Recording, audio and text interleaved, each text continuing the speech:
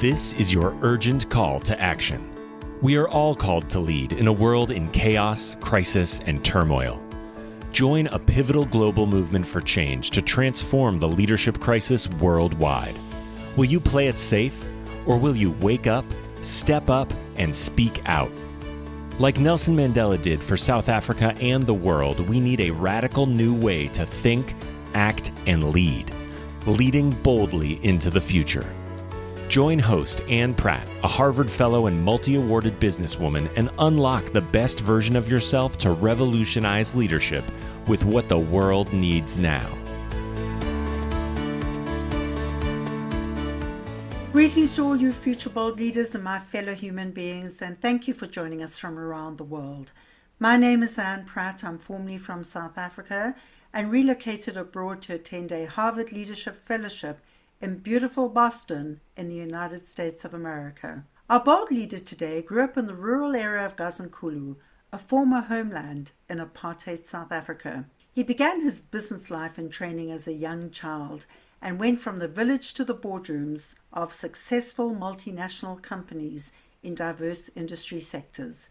An industry leader himself, he has worked in 14 different African countries, lived and worked on 2 continents, and is currently Chief Executive Officer Southern Africa for General Electric, as well as a non-exec director and chair of different organizations. He is author of best-selling book Take Charge, chair of the U.S. Chamber USA SA Business Council, and judge and panelist for Stanford University's Africa Business Forum. You won't want to miss his leadership and life lessons to get to the top. Lessons like self-belief and personal accountability, the importance of self-disruption and creating personal discomfort, and his Mandela moment when the Uganda, an African country, tasked him with being the master of ceremonies for their formal memorial for the late President Mandela. We warmly welcome Nyimpini Mabunda and welcome to leading boldly into the future. Nyimpini Mabunda, thank you so much for joining this conversation. It's a real privilege to have you here today. Thank you so much, and I look forward to talking to you. You are a remarkable human being. You've had a fantastic career. You've worked across different sectors, fast-moving consumer goods, retail franchise operations. You've worked in telecommunications. Currently, Chief Executive Officer, Southern Africa for General Electric. What I notice about that is that all of those are multinationals, international companies. What attracted you to multinational operations, and why those kinds of organizations? Yeah, look, thanks for that. I started working in 1996, years after freedom, if you like. And at that time, after coming from such many decades of isolation in South Africa, I wanted to have, we didn't have access to. And as a young man then of 19 years old, when I started working, having grown up in a homeland, I was even isolated from within South Africa. So I wanted to break away and really compete with the best, see what's happening around the world, and really hopefully impact my country to make it globally competitive. So I've had a good fortune and luck of being attracted to these multinationals and some of the well-known brands, like you mentioned, P&G, Diageo, GE, Vodafone. And that's been my experience, and I've enjoyed that. I've also enjoyed not only learning from these multinationals and getting a global perspective, but giving them an African perspective into things, which many multinationals, in fairness, giving them an emerging market perspective into things. And if you think about it, emerging markets, whether you're talking about Latin America, Africa, Asia, we tend to be a little bit more innovative, unrestricted, but also complex. And I think it was important that you blend the emerged and the emerging to take the business forward. Yeah, that makes a lot of sense. You know, having grown up in Unilever myself, balancing that international strategy with localization and understanding local markets, I can appreciate that would have been really an interdependent relationship, not only from what head office is giving you, but what you're providing and supporting, some of those international leaders. I also recognize and noted that you've worked, I think, in about 14 countries across the African continent. So, in that experience, often people abroad think of Africa as one place. We know we have, Africa has 54 countries, a population of about 1.216 billion. Can you share a little around the diversity of Africa and from a business perspective, how important it is to not make assumptions about places and really delve into some of the diversity dynamics? That's a very important question. There's still people who think that Africa is homogeneous. There are many commonalities indeed. You talk about the spirit of Ubuntu, the culture, and so on.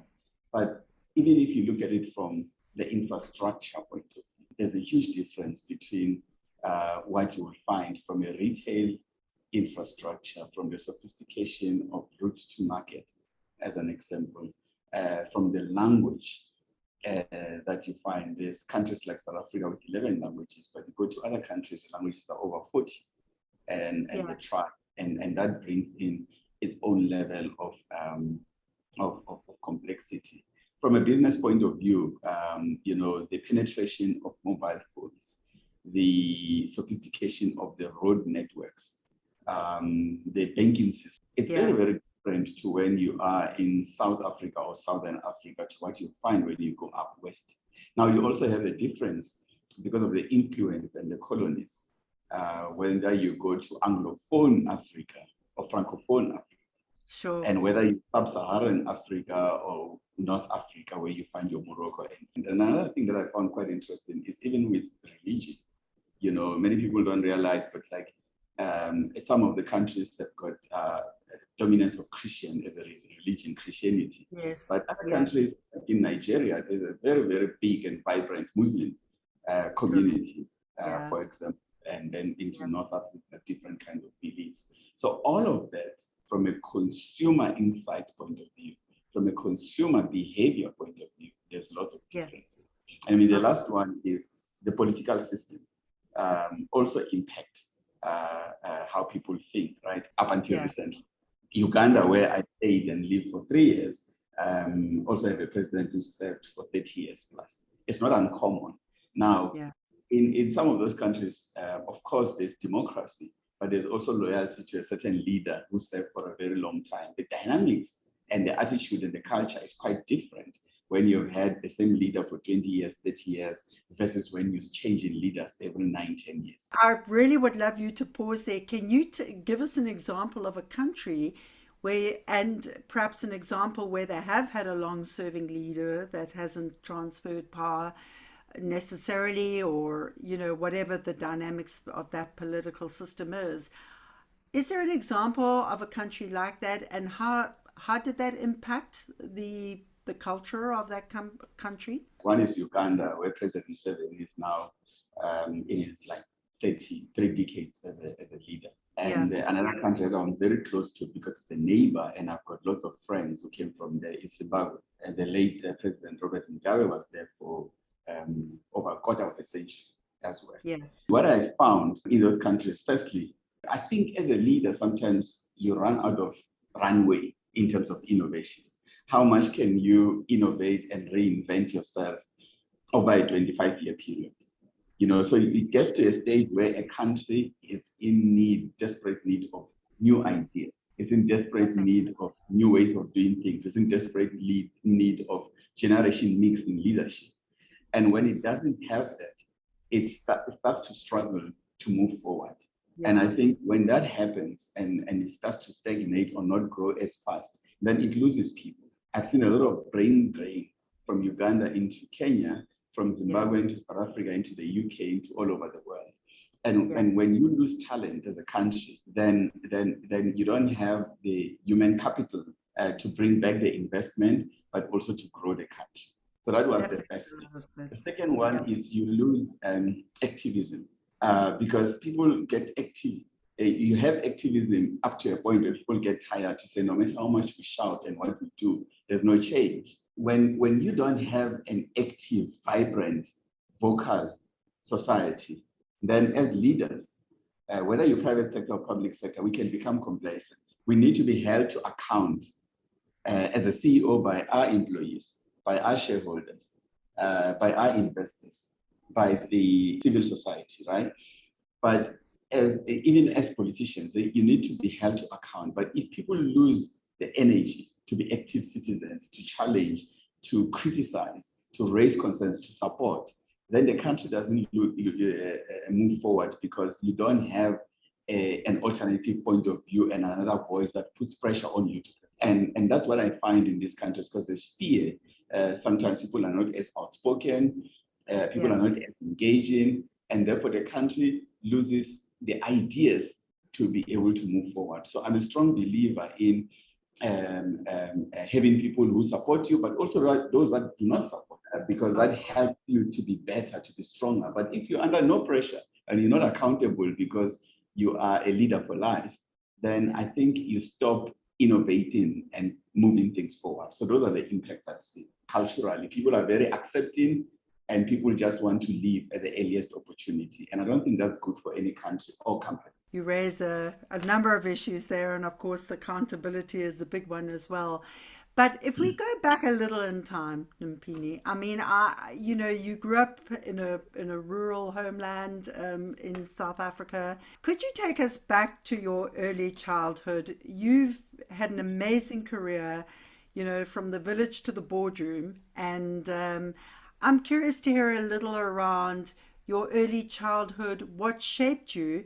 I know you come from a business family, but tell us a little about it, and what was the influence of your parents and what shaped you in that childhood that helped you get to the top? Yeah, I can think about a couple of things. And I started working early, informally, as a general assistant to my mother. So the routine was always in the morning, would go open the cafe, receive bread and milk at like 5, 6 in the morning, and then go to school to be there at 7, and then come back from school around 3 o'clock, and then continue working in the cafe until we close at 9, and then go to bed around 10 o'clock. And even as a youngster, I was very attached to my mom, and I just followed her around. And of course, when I was too young to understand a collection of money and change, I was the one, because it was a counter service, so I was the one always picking up sugar, bread, cool drink, and then giving it to customers.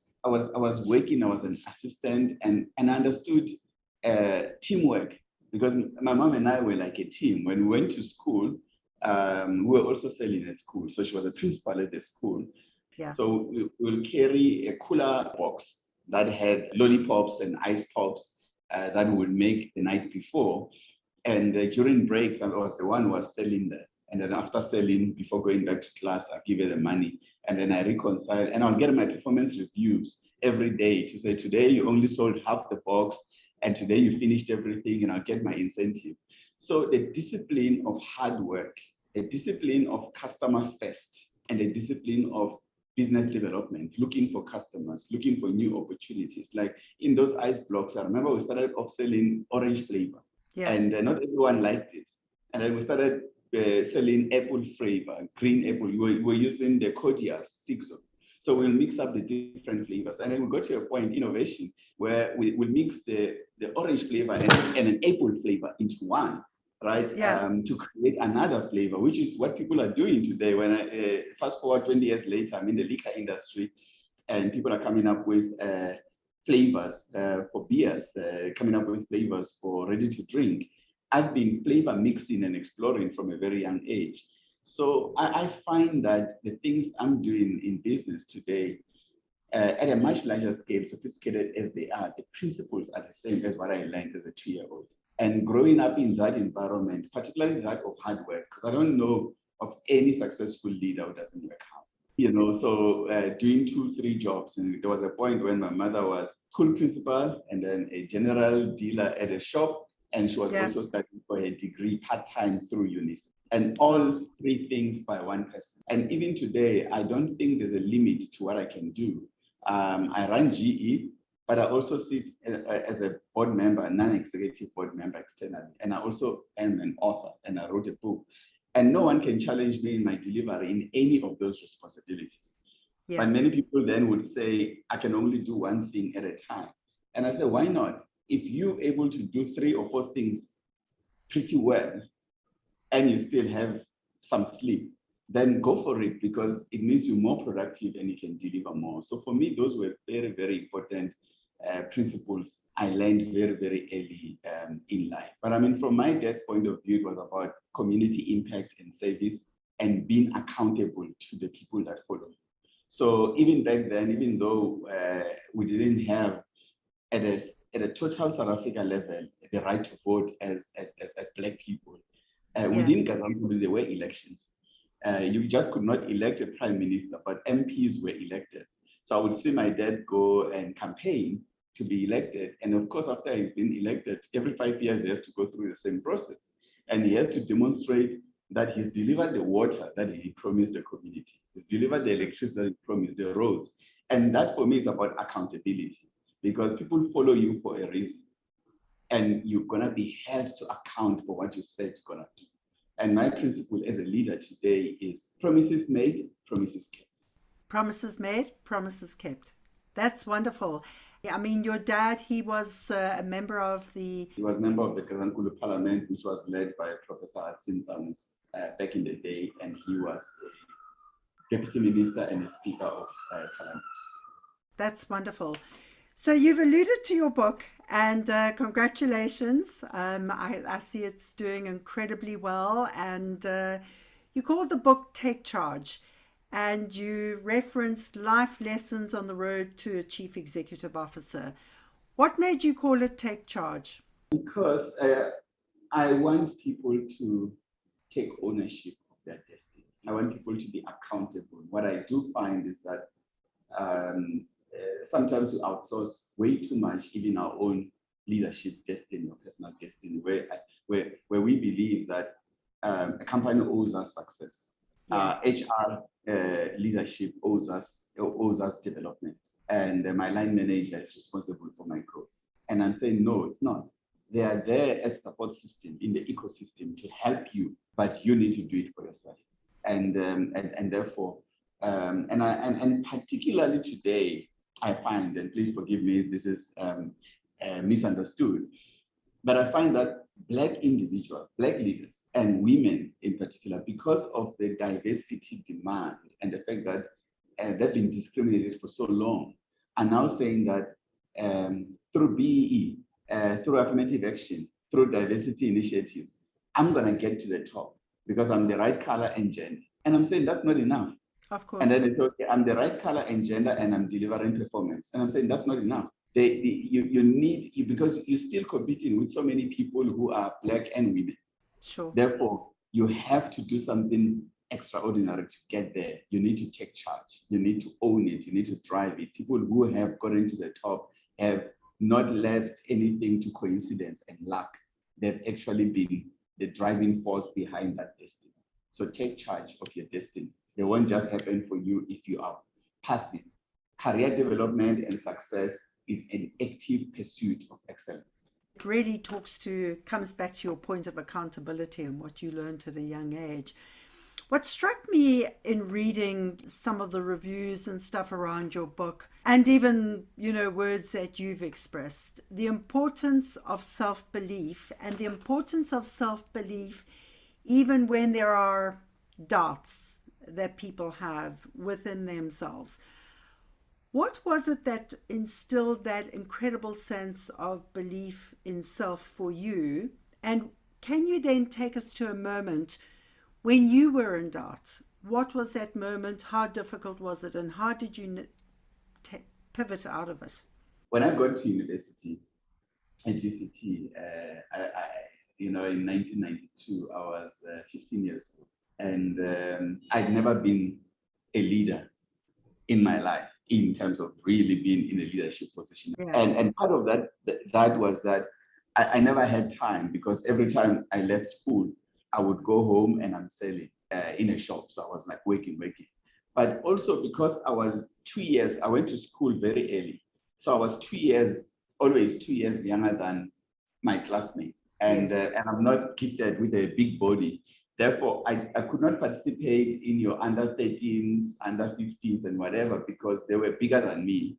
And because I was 2 years younger, and I didn't have the physique to even compete. So I ended up like really not having confidence in sports or in leading. It's like I'm the youngest person. There was a time also culturally where leadership was also indirectly equated to seniority in terms of age. So you'll find that the older members of society in general will also be in leadership position. And I was just told I'm too young to lead. So fast forward, I get to university, and second year at university, I'm 16 years old, and the head student in my residence who befriended me from first year somehow made, and probably out of feeling sorry for me because I was so small. And now he says, okay, there's elections coming for the house, and I'd love you to stand for executive committee. And I'm like, what, are you mad? I mean, what are you talking about? You know, I was like, no one will vote for me. I mean, seriously. I mean, just look at me. And it's like, I don't have experience. I've never been in a leadership position. And he says, look, I've known you for a year, and we've been good friends. I see these qualities in you. Don't sell yourself short. Fast forward, he became my coach because he was voted in. He'd been in student leadership for 2 years, 3 years. And he said, I will work with you, I will coach you, I will help you with the campaigning, but you've got what it takes. He believed in me more than I did in myself. Yeah. We worked together, I did the campaigns, and I had a formidable competition of people who've been in house committees before. Net, I beat everybody, and I was voted. And I was a deputy head student, and I was in charge of the commercial sector of the house where I live. That was my first leadership role.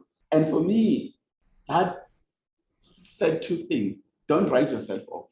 And basically, if you really believe in yourself, even if the conventional wisdom says that you don't have the experience for it, you can't.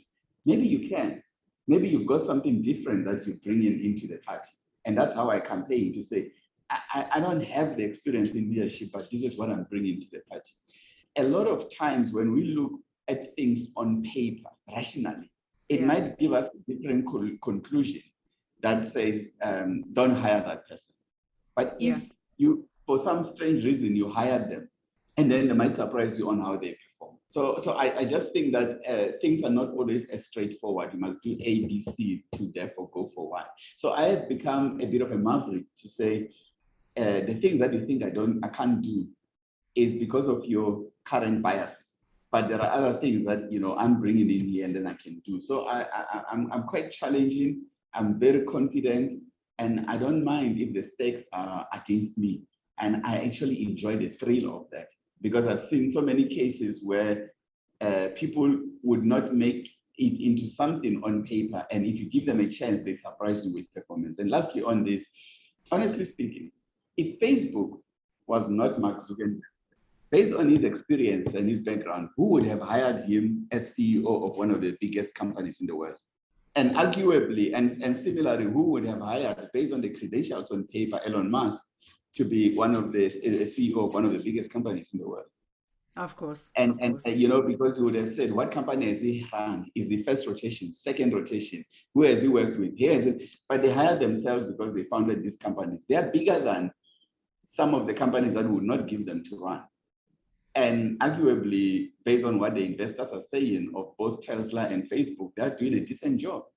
So it's not always what it seems. If you've got something to offer and you can present it to the public and sell it well, go for it. And I think that's so true, and we've seen many examples of that in executive search, as you say, Nyimpini. What instilled that confidence in you? Because what would you say to the person that is a doubting Thomas? What would you say to them? And I get what you've shared around having someone believe in you, somebody coach you, etc. What do you do to reinforce that sense of self-worth within yourself? I believe that I learn extremely fast, and I'm very curious. So that's the first thing. So I have a high degree of self-awareness. And I think you need to accept what you know and you don't know. And therefore, surround yourself with people that can help you with that. So I'm not too precious. I hire well. And in fact, I say to people, I like hiring people who are better than me. They tend not to believe that they're better than me, but when I hire them, I actually think they're exceptional.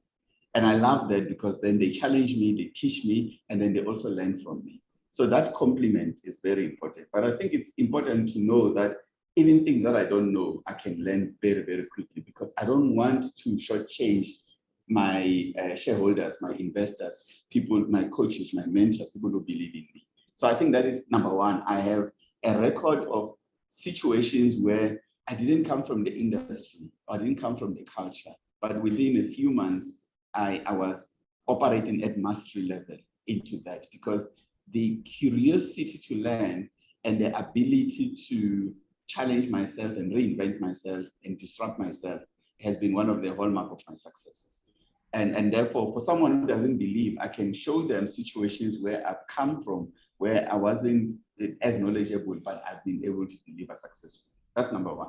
The second thing is that if you hire the usual suspects, and that's what I would say to someone who's trying to hire me, you will always get the results that you got because you are hiring on an incremental basis on a continuum of the tried and tested and therefore delivering expected results. If you really want to disrupt, you also need to bring in someone who will bring a different perspective. So I sell the fact that I'm bringing a different perspective without disregarding what exists and throw everything out. But exponential growth and transformation is delivered by also having an outsider perspective. So in many cases, I come in as an outsider into a situation. So if I went, when I went into Boardroom, for example, I had already worked for 22 years, never in telco. And I was a breath of fresh air in many ways. Sometimes good, sometimes not so good. And then when I joined GE, people were very surprised because GE is in aviation, it's in energy, and it's in healthcare. I'd never worked in any of those three industries. And then I came in and I have reason to believe I'm doing a great job because I'm collaborating with industry experts. I'm not discounting anything they're doing, but I'm asking challenging questions because in my mind, the industries are merging. The industries are really, really merging. The lines are becoming blurred. Facebook is a media company, Tesla is a technology company, and so on and so forth. So the lines are becoming blurred. So people like me who have diversity of experience and industries and are able to see commonalities and learn from the different areas have got a unique proposition for employers. So that's what I tell them. Not everyone believes the story. Some would say that banks are run by bankers. So unless you've got 20 years in financial services, you can't come into a bank. And I respect that. And other people say, hey, those who are disrupting banks are not bankers and we want to bring in new ideas. That's where I come in. And I enjoy it. You know, in the book, you talk about the importance of self-disruption, and you've alluded to it. How do you disrupt yourself, and why is that so important in your rise to the top? One is about having a broad view of things to learn from. Because I think there's limitation to what you can learn from the industry that you're in. So when I move different industries, then my learning grows exponentially. That's number one. So I disrupt myself by changing industries from consumer goods to telco to consulting to industrial B2B business. Every time I make that change, arguably it slows me down in terms of getting to the top than I would if I were staying within one industry and I master that industry. But it actually, from my own leadership point of view, from my own purpose, and my own career plan in the long term, it's better for me because I learn exponentially. So I find that my solutions in business, my perspective in business is much richer. Secondly, it helps me with that point you made around self-confidence. And because when I'm able to excel and deliver strong performance in different countries, different industries, different employers, it actually says that what is common, it's me. It means I'm worth it. I'm really good. It's not that I know the environment. I can run with my eyes closed. It's not that I've got such strong relationships in this company that I've got sponsorship, and therefore, even if I make mistakes, I still get backed. If I survive in those different environments, it really, really means that one, I'm resilient, I'm agile, I learn very fast, and I can deliver. And I need that feedback to myself.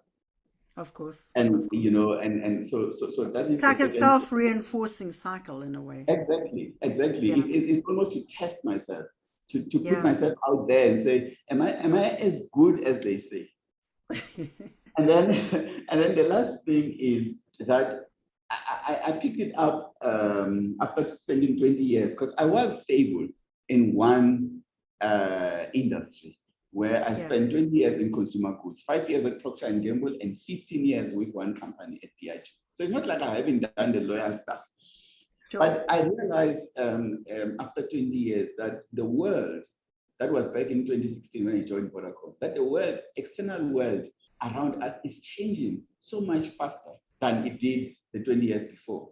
That if I do not put myself out there and make myself uncomfortable and learn new tricks, I will lose relevance. That's right? such an important point. And actually, Nyimpini, I mean, finish that, but it's a great segue into the next So what I question. saw is, if you look at since 2016, when I joined Boardroom, I learned so much about AI and digital and agile. And then when I left Vodacom and I joined GE, I learned so much about ESG, sustainability, decarbonization, and healthcare than I would have ever learned had I continued in my consumer goods career. The world right now is looking for people who have ESG experience and digital experience. This is the kind of experience that I would not have gained had I not made myself uncomfortable. And there will be more things coming. Now people are talking about metaverse, they're talking about this, they're talking about this. So I need to keep on reinventing myself by learning. And I learn by doing, but the world is going through unprecedented change that I need to learn how to lead in volatility. So, given leadership and given this dynamically changing world, but also this pivotal moment, what do you believe the world demands today of potential leaders and current leaders? I think it's conscious leadership. We need to be aware of the impact of the work that we do and our role as leaders in what we can do to change the world for the better. Gone are the days, and many people say this, that it's not just about our shareholders and profits, but it's also about greater impact. So conscious in the sense that we're facing a serious time bomb around the environment. The world is getting warmer, 1 percentage point, 1.5 per year. And if it continues like this in 10, 15 years, it will be unlivable. And as leaders, we are contributing towards that, because in pursuit of profit, sometimes we're not always doing the right thing. So we need to be, that conscious leadership for me is very important. Conscious around inequality. If COVID taught us anything, is the whole thing about the Gini coefficient, that it is not sustainable that you would have a part of the world sitting at 70, 80% vaccination rate, and you will have Africa sitting at under 20%, when that is the future of supplying labor, where it is such a critical market, Africa, for many multinationals around the world in terms of consumer, because it's got a young population. So that inequality creates issues, right? And to my earlier point, by the way, around climate change, you're starting to see the effects of that with the KZN floods, right? And many other things. So I think we need leaders that are able to deliver the financial outcome and expectation of the shareholders in a sustainable way that does not leave anyone behind. And it's easier said than done. But we also need leaders of high moral and ethical values. Because what we have seen with so many corporate scandals, not around the world, but also in South Africa, and these are in public space, right? The emissions, the accounting scandals, and so on and so forth, that we need leaders who genuinely care, who are not there for the get-rich schemes. Of course, we are well compensated as leaders, but we also need to think about doing the right thing. And I think that moral compass is very, very important. And then lastly, I think we need leaders who wants to develop others, who wants to drive sustainability from a succession planning and are committed particularly around diversity. The kind of experiences we have in and around lack of women in leadership, it's been talked about for such a long time. Yeah. And why today the boards are still so underrepresented in terms of gender? Why today the executive teams, Fortune 500, is so underrepresented? And we need leaders that act, not just talk, Yeah. and we need to be held to account in terms of the balanced scorecard, because we need change, and it's not change for the sake of change. I know you at Harvard, or you work with Harvard and so many institutions. Research has been done, even by consulting firms, that shows that teams that have higher levels of diversity, gender background, race, or ethnicity in their executive teams delivers better results. You're not doing anyone a favor by having diversity. You're actually growing the business faster, and you are engaging and motivating employees. Now, why we're not doing that, I do not know. Yeah. We need leaders who can fast track that for me. Yeah, and leaders who can persuade their boards and create that transition at board level as well. I mean, certainly in a lot of the executive search work we did across the African continent, but very often it took a champion of change at the top to recognize the business gift of that diversity. So no, absolutely. And the thing is, when you look at big organizations that are led by women executives, like Citibank and General Motors, these are big Fortune 100 firms led by women executives, and they performed. You sound surprised. The thing I'm saying is that it shouldn't take much persuasion for organizations to make the change, because women are as capable, if not more capable than us. So, and there's proof points. You look at the share price, you look at shareholder return, you look at all of that. So the point is, we shouldn't sit there and think those three leaders, as an example, are exceptions. They are good, they're exceptional, but they're not exceptions. There's many from where they come from.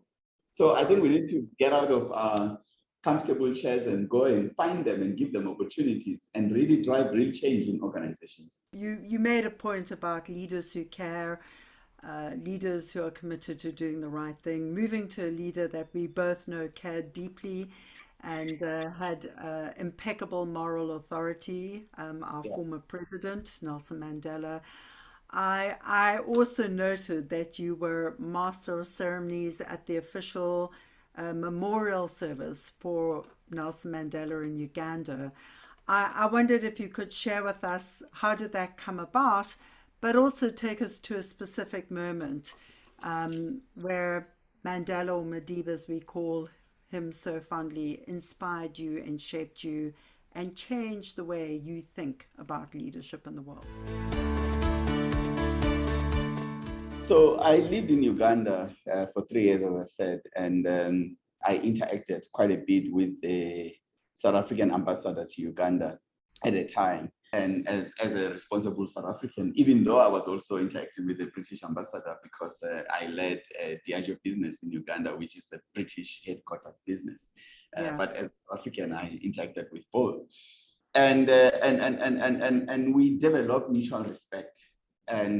But I didn't realize the respect was to the extent that it would really surprise me when we sadly lost our icon, Nelson Mandela. The government of Uganda, together with a South African embassy, decided, like all countries in the world did, to host a memorial service for him, attended by all leaders of society, civil society, business, hosted by the president of Uganda. And of course, as the South African embassy, they were asked to lead the program and all of that, working together with the Ugandan counterparts. So to my surprise then, during the planning phase, because even as corporates were involved, of course, in contributing financially to make this the event a success, because there's logistics costs and so on to pay for. The ambassador approached me and asked if I could program director, MC. And I was taken aback because I mean, I'm not political. I have views, but I'm not political. And I just arrived in Uganda. I think it was back in 2013, wasn't it? I arrived in Uganda in 2013 August, and I think a few months later, then I was asked to be MC. And so I didn't even know enough people around Uganda. I had not even met the person. I reflected deeply. The inclination was to say no, and I did try. And I said, look, this is too big an event. You need someone who is politically astute with diplomacy and so on. And I'm just like, but he persuaded me and said, no, do it. And upon reflection, I said, you know what, this is a calling. I'm being asked to do something for my country. And this is my opportunity to contribute to this legend, to this statement, and looking at obviously how on TV, how everybody around the world was like mourning this icon, touched me deeply. And I really, really felt honored. The kind of honor that I don't think I've had since or ever in my life, to be the one who leads the program that celebrates, honor, and remembers Madiba. It was so touching. Now, but what it did for me is that it also forced me in preparation to get closer to Madiba the person, because I had to do research. To program direct well, I had to know my stuff. So I started doing a lot of research, read a lot of the books, spoke to a couple of people, and the ambassador was in exile, and part of Mkonto was Caesar, so he connected me with a lot of people that I talked to. And listening to those stories, I even felt, sadly, in his death, so to speak, I felt more proud of Madiba because I got closer to him during that time. And when you hear those personal stories and the connections, and even speaking to President Museveni and hearing about the perspective and how they hosted the ANC in Uganda and so on, was just so powerful, so touching. And for me, what it taught me was something around playing a bigger game, which is, it's not just about Nyimpini Mabunda. For Mandela, it was never about him. It was really about the bigger whole. It was about South Africa. It was about the world. And I can't be sitting here in my cocoon and it's only about GE. It's only about my family.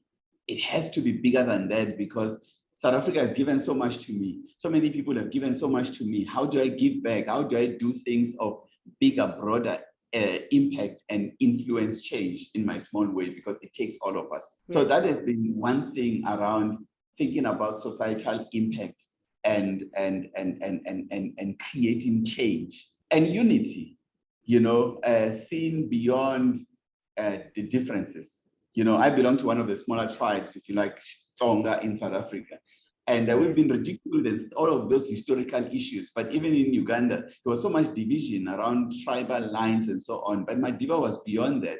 So reaching out to people and wanting to be a force for good has been very, very important. And then lastly, being an active citizen and doing some work from an NGO point of view, particularly for children.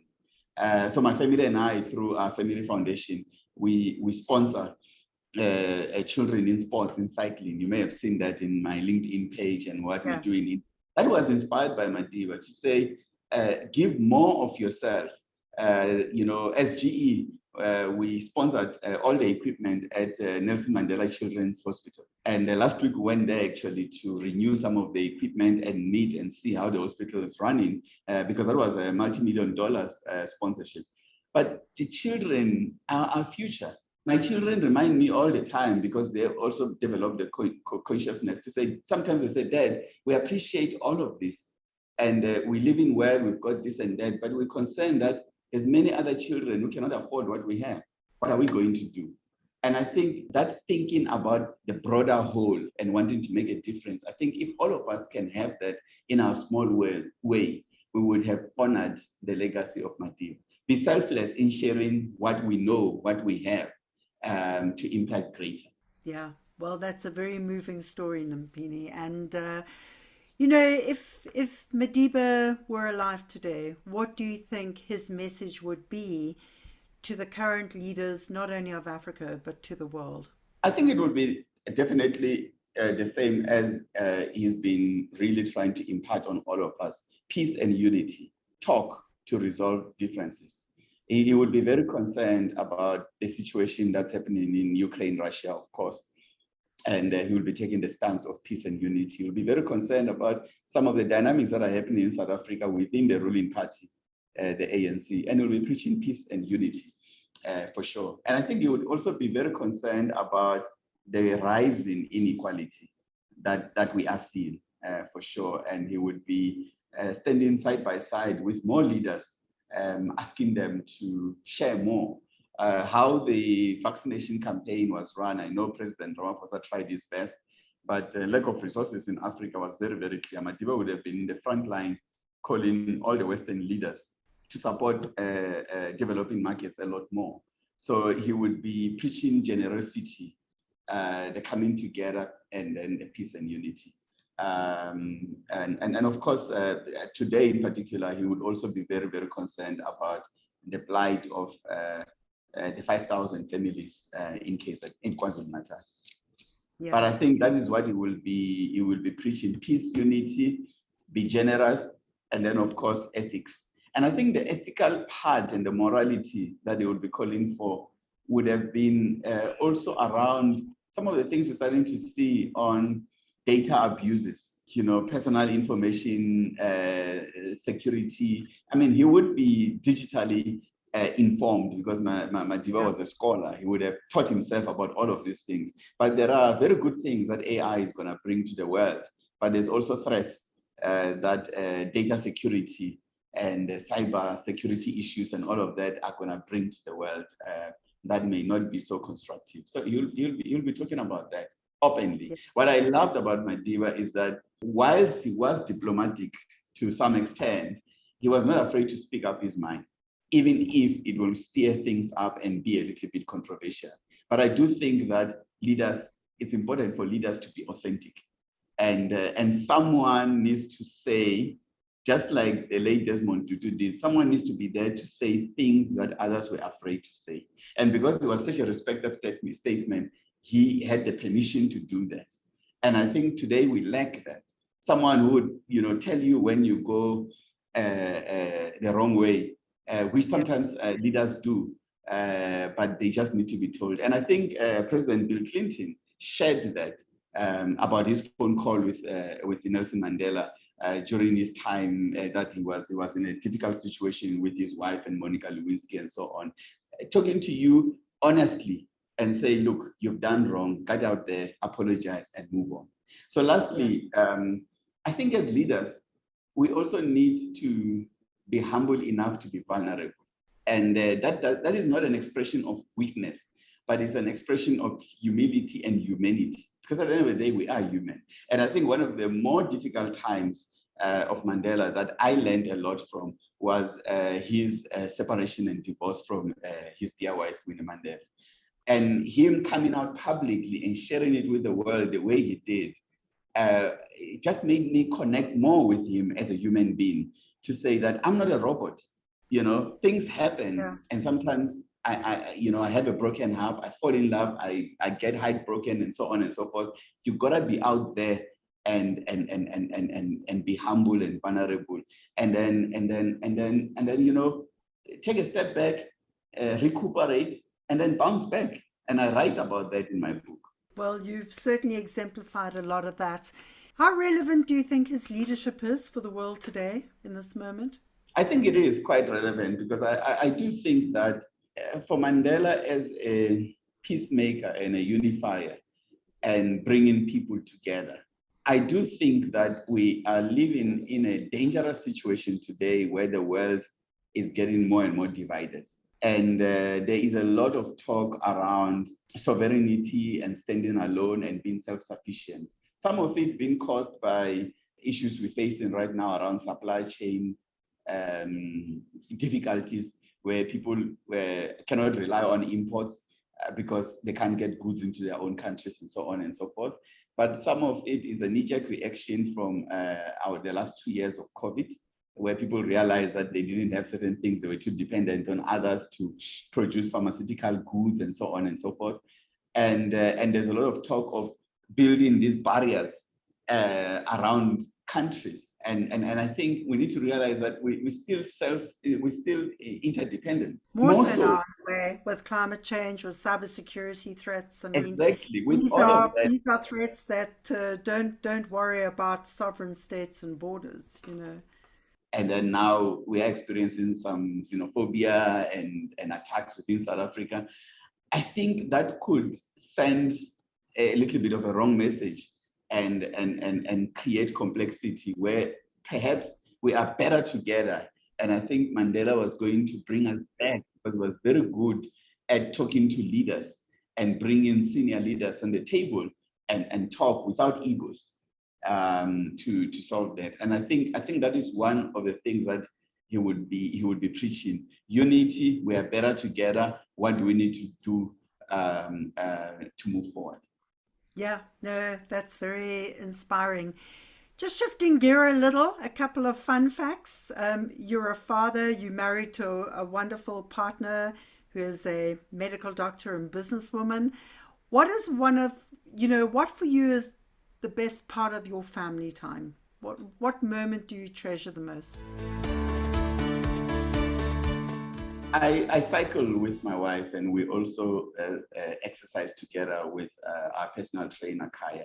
And for me, those are some of the best connection moments. Our Saturday mornings, we cycle about 3 hours, 3.5 hours for 95 Ks together. Sometimes we are with a bigger group, but just that moment of cycling together. And she's a stronger cyclist than me. And me trying to catch up with her and so on, because we're such busy professionals, we haven't seen each other enough time. She travels, I travel during the week, but we look forward to that connection. And fitness means a lot to us. And most mornings at 5 a.m. we also go to gym together. And I think sharing that common interest, it's so special, and it's just beyond talking business and doing this, because we're suffering together, like this morning, trying to carry heavier weights, and we laugh at each other, and we reflect on that. That's very good. And then the second one is also the family holidays. We love just short getaways. We love the bush and the beach. We say our holidays are always B&B, which is beach and bush. So sometimes we will go to the Kruger, and then we'll go to Cape Town for the beach. And even when we go internationally, we look for bush and beach. And we love the rejuvenation of a family holiday, because our work takes its toll on us physically, and fatigue catches in. And we don't see the kids as much because one is at boarding school and they're just busy at school. So when we steal those moments to get a weekend away or a week away, it is so special. And the kids are just so much fun to be around. Yeah, that's wonderful. And in your childhood, what is one moment where you were, challenged as a child? I mean, challenged, but, came out of it with great revelation. I don't know if I did come out of it, but I remember very well, vividly, as an 8-9-year-old, I used to race BMX. Which is like a smaller bicycle racing there, and I was very competitive. Not at school, but in a club for the local community. And there was this kid called Percy, who was always number 1, and I was number 2. And it frustrated me. I tried everything to beat him. He was just that good, and we ended up being friends and rivals. But we used to have a healthy rivalry where we were competing all the time on bicycles. But that was a lot of fun. I developed a love for obviously being competitive, but also for adventure. What's one thing do you think your children would say about you that they love most about you? I always find solutions. I'm very creative. So they come to me and they always have a proposed solution, but even where they get stuck, I lead them through a thinking process that allows us to find a solution. And but they will also laugh at me, not just my children, but my friends as well. The one thing I can't, or let me just say I can't, because I believe I'm good at it, but no one else believes me, is dancing. They say I dance like I've got 2 left feet. And so everyone, whenever I get into a dance floor, I love music and I love dancing, but apparently I'm bad at it. So I become a bit of a joke, and my children laugh at me because I can't dance. My wife was a ballroom dancer, and she's got so much rhythm. She dances so well. I nearly tripped her during our wedding. After practicing for 4 weeks to do the wedding dance, I still messed it up and she nearly fell. So that's how bad my dancing is. But I guess you can't be good in everything, right? Well, it sounds like she's a great leader on the dance floor and also a great leader in the world of work and the healthcare sector. Any final thoughts around leadership and leading boldly into the future? Look, my final thought, and it's something that I'm on record saying, is that we need to learn new things very fast, but we need to also open ourselves up to unlearn things that we believe in and are no longer relevant. The world is changing so fast. Unlearning is as equal as learning. And I don't think we're as good in debriefing ourselves on things that we believe and throw them out because there's new evidence that says this is how things are. And if we are to learn to lead boldly into the future, we shouldn't allow what we've learned in the past hold us back from moving forward. Nyimpini Mabunda, thank you so much, my friend. Your congratulations on your wonderful work, not only in the business sector, but for the impact you have on society, for your great book, Taking Charge and Take Charge. And you certainly take charge in life and in the boardroom. Thank you for being with us. Bless you. Thank you so much. And thanks for the conversation. What an exciting conversation with Nyimpini Mabunda today, and how inspiring is this remarkable, humble, curious human being who took us all the way from the village to the global boardroom. So many highlights, so many pearls of wisdom, also brilliantly documented in his super-selling book, Take Charge. I think some of the highlights for me included a reminder that the cornerstone of our journey to the top is about daily discipline that sometimes we don't particularly enjoy, but is so necessary. And once we get into it, perhaps we enjoy them a whole lot more. We certainly gain more confidence. I think the second is the fact that exercising leadership really is a team sport. And we all need cheerleaders within our inner tribe and inner circle. So it does raise the question, who is in your inner circle?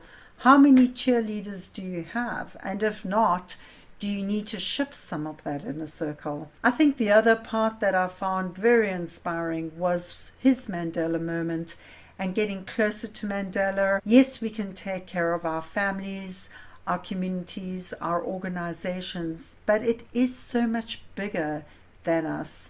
It is truly an interconnection of how do we create social impact? What do we do to serve humanity?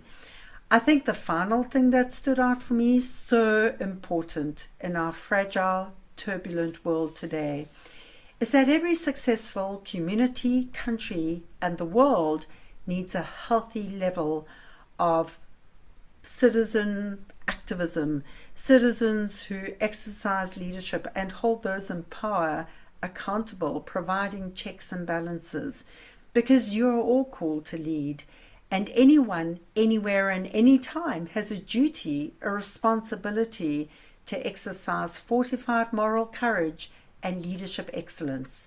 So what do you care most about? Is it discrimination in the workplace? Is it climate change? Is it an immigration crisis? Is it disparity between rich and poor? What are the things that matter most to you to make this world a lasting world and to make this world a better place for all? Until next time, take care and take thoughtful, bold action.